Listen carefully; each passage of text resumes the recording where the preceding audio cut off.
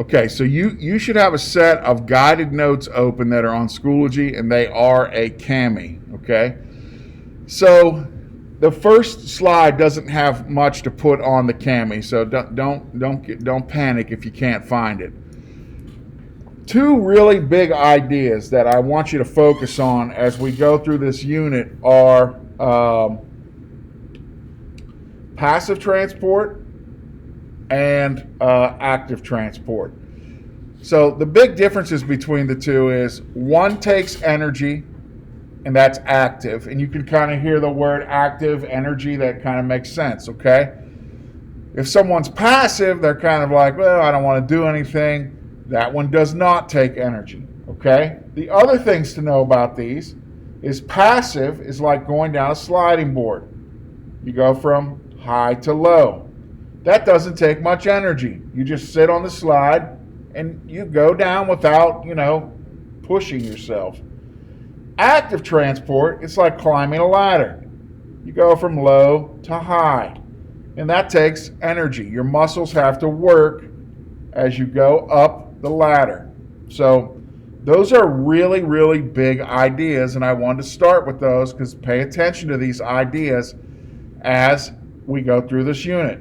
And when I say high to low, I'm talking about concentration. Concentration is how many particles there are in a solution. So think about it like Kool-Aid. If you put a lot of sugar in, it's very concentrated. If you don't put hardly any sugar in, it's very low concentration. It's very dilute is a word you might hear. All right, so this is where the guided notes start, and the blue words are ones you should really pay attention to. Cells need to maintain what biologists call homeostasis, and that means a stable environment. Homeo means same, okay? So when we say homeostasis, the cell wants things on the outside of the cell are going to be out of its control, okay? Maybe it's temperature, maybe the chemistry the cell is in changes, and it wants to adjust to that. So the cell has to constantly be changing to maintain the same state inside, okay? So that's what homeostasis. Sometimes cells want an equal amount of substances compared to their surroundings. When they want an equal amount, they'll use passive transport, because once it goes equal, transport will stop, okay? It's like the sliding board. Once the sliding board flattens out, you quit being transported down the slide, okay? Once the concentration flattens out and they're even, we reach a state called equilibrium. You can hear the word equal in there. Now, we have this idea called dynamic equilibrium. And what that means is, let's say we have a membrane down here at the bottom. So over here is where I want you to pay attention to. You may have particles on both sides, okay? Dynamic equilibrium means the particles are still changing. That's what dynamic means. So one particle may cross over here, but for every particle that crosses on this side, one goes to the other side. Okay? This is maybe they're trying to social distance and spread out as a way to think of this. So these guys keep exchanging places. Even though they're exchanging places, equal amounts are on both sides, or equal concentrations are on both sides, because for every one that crosses one way, we have another one that crosses the other way. Now, sometimes cells want unequal amounts. Maybe there's something on the outside of the cell that's not very plentiful. It's hard to find, but the cell really needs it.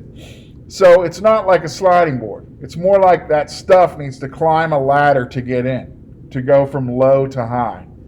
When that happens, the cell uses active transport, which concentrates things inside the cell, or maybe the cell has something it needs to get rid of, some sort of waste, some sort of toxin. it will pump that toxin out of itself, and that can be active transport too. What word do I keep using with active transport? Pump. Okay? So cells will pump things out. All right. So this is kind of what this looks like. On this side, the blue particles are more concentrated. On this side, the red particles are more concentrated. With passive transport, the reds will go this way and the blues will go this way until the concentrations equal out. Okay? Until the concentrations equal out. Okay. And we already talked about concentration. I believe this one is on your guided notes up here at the top. Make sure you fill in. Concentration is the amount of material in an area. Amount of material in an area. Am I going too fast for Camis? Okay, good.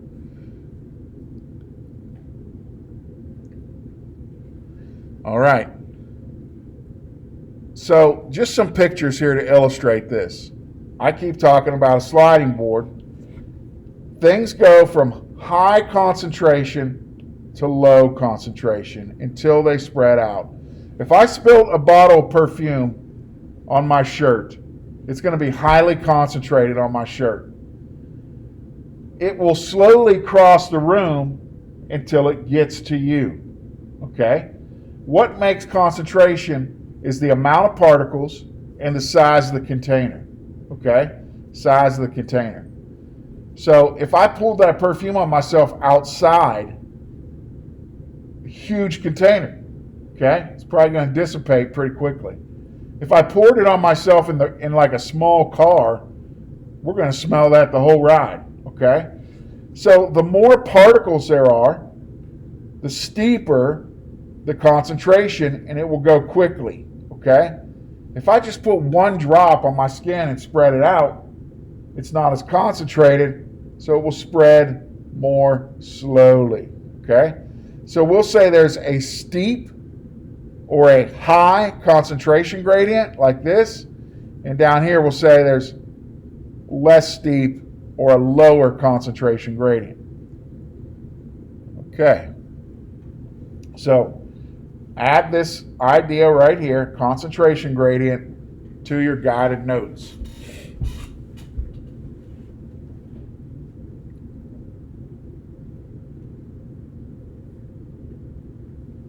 Okay, moving on.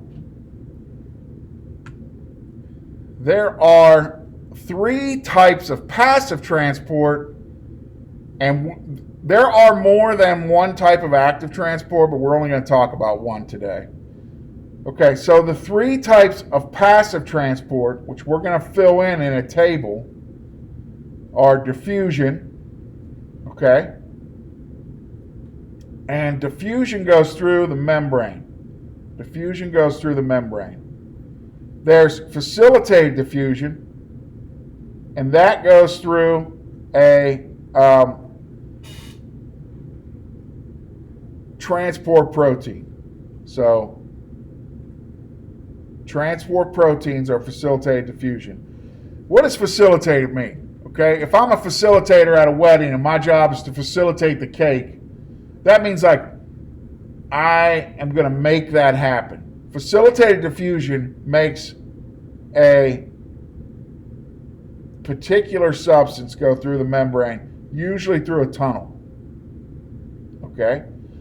A very special type of diffusion is osmosis, which happens in water, and they go through a special type of protein channel called an aquaporin. Now, they can also go through this yellow part here, which is the membrane, but they do it much more slowly. Okay, for active transport, it takes a little energy from the cell in the form of a chemical called ATP, and it goes through a pump or a transport protein, but that transport protein acts like a pump.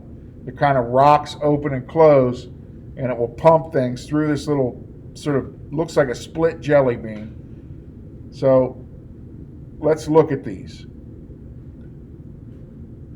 All right, you have a little table to fill out at the bottom. It should have these 4 things on it, right? Let's stop, and on the table, does it say like where? Or what does it say like, let me look, let me come help you here. Okay, where it says through the, okay? For simple diffusion, put plasma membrane. For facilitated diffusion, put transport protein. And for osmosis, put aquaporin. I'm going to be patient with you while you fill that in, okay? For active transport, put protein pumps. There's a lot to get down there, so I'm going to kind of be patient with you. Give me a hands-off keyboards when you're done, just so I can kind of keep track of who's doing what.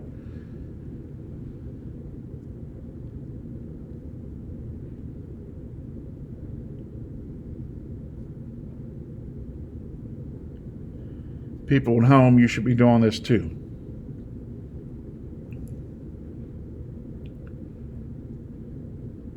All right, it looks like people are caught up. All right, I'm going to go ahead to the next slide. Now, we're going to talk about what gets moved. I think there's a column on your table that says moves what or substance or something like that. I don't remember it exactly, and I can't open it during the middle of the lecture. So, for simple diffusion, you're going to write this blue stuff here. For facilitated, you're going to write this blue stuff here. So let's talk about what that is. For simple diffusion, it's going through the membrane, so only small things can go through there.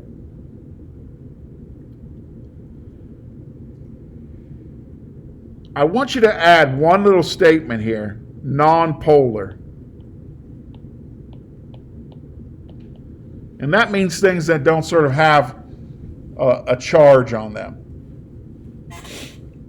The phospholipid bilayer is hydrophobic and hydrophilic, so it doesn't like polar things.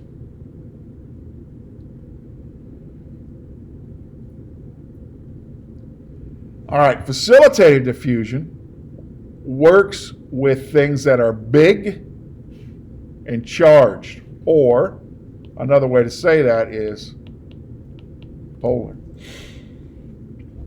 So fill that in there. And I know we're not all the way back to the other one, but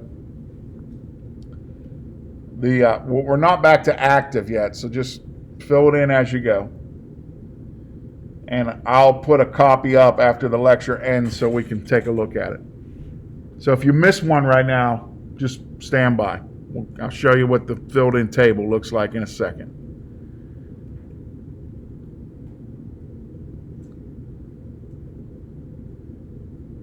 All right.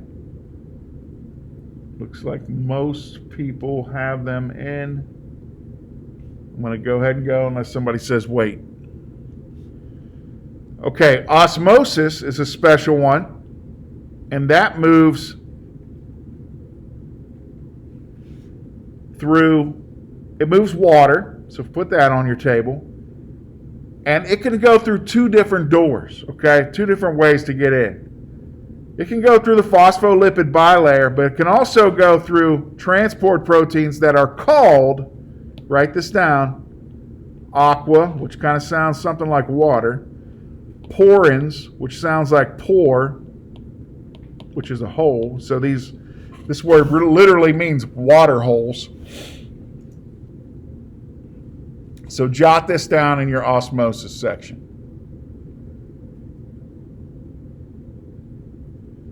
Now, you probably have a few holes in your table. We'll come back to the table once we wrap up the video.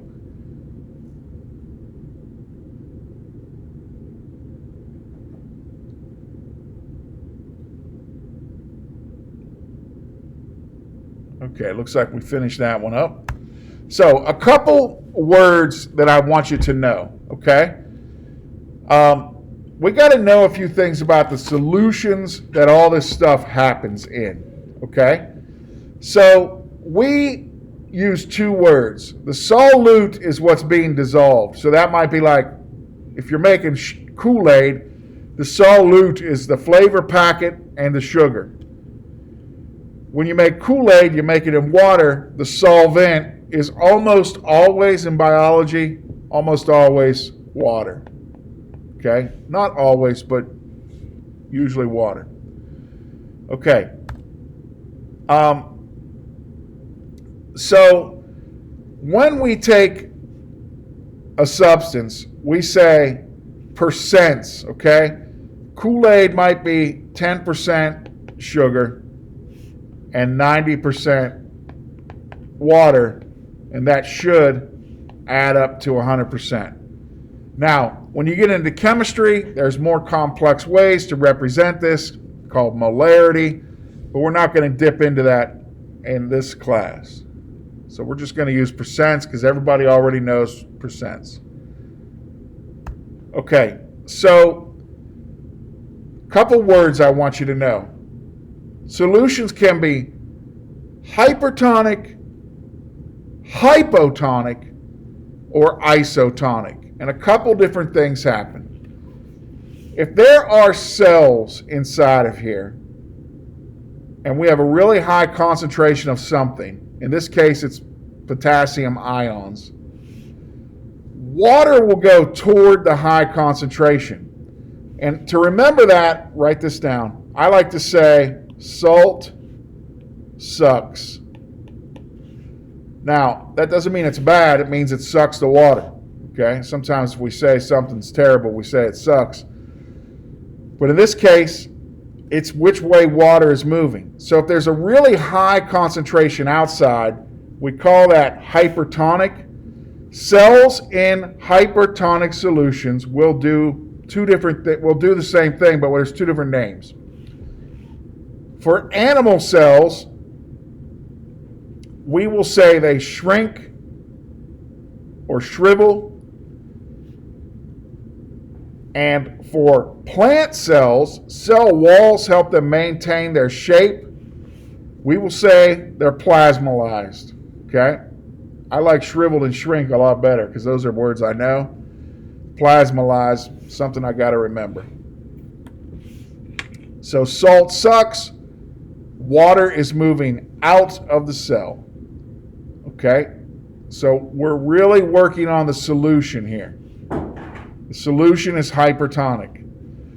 All right, when the solution is hypotonic, the inside of the cell might be saltier. So let's draw our cell with 80.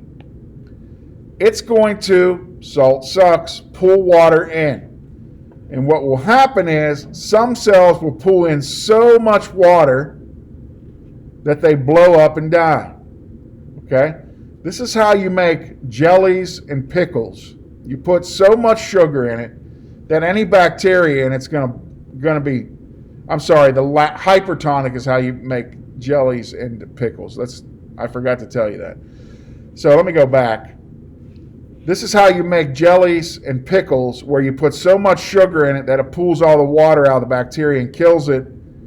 Or for salt, you put bacteria in there. It pulls so much water out that it kills any bacteria. So we have used, before refrigeration, we use things like that to preserve meats. So you can put meat in like tons and tons of salt and it'll stay edible at room temperature. That's what bacon was a long time ago. That's why bacon is so salty. But we still put it in the refrigerator these days. All right. Going back to this one. Hypotonic is where the solution has a low concentration and the inside the cell has a high concentration. Cells will pull water in, and they can pull in so much water that they lyse open. That means break open or cut open. Plant cells have cell walls, so they don't blow up. They become turgid, which means tight. When plants don't have enough water, they wilt. When you water the plant, if it's not too late, the wilting can be fixed by the plant becoming turgid or filling up all the cells with water.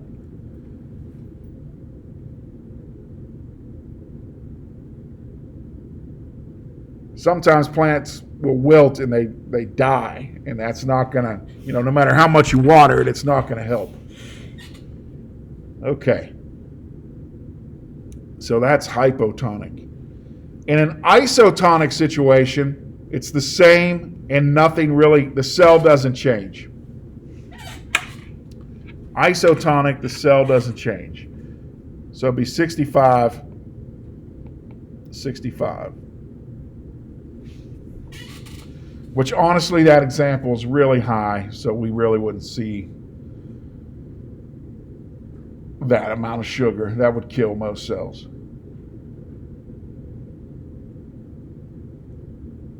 Usually when we talk about this, we're talking about some kind of salt ion, sodium, potassium, or sugar. It can be other stuff too, but those are the most common ones in biology. All right. Let's do some practice problems. I'll give you a couple seconds to fill these in. So for the solution type, your answer choices are going to be isotonic, hypertonic, or hypotonic.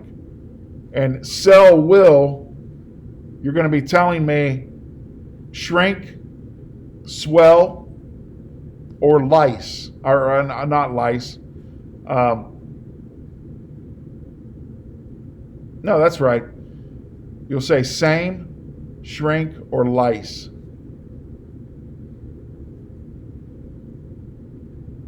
Let me give you a second to fill those in. Just quick examples. People at home, you should try this too. Because remember, I'm grading these notes this time.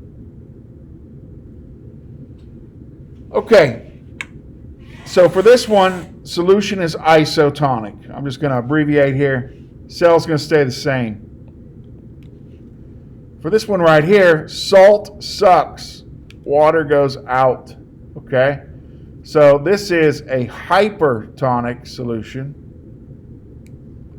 And the cell, because water's going out, the cell will shrink. Okay? Or if it's a plant cell, it were P-L-A,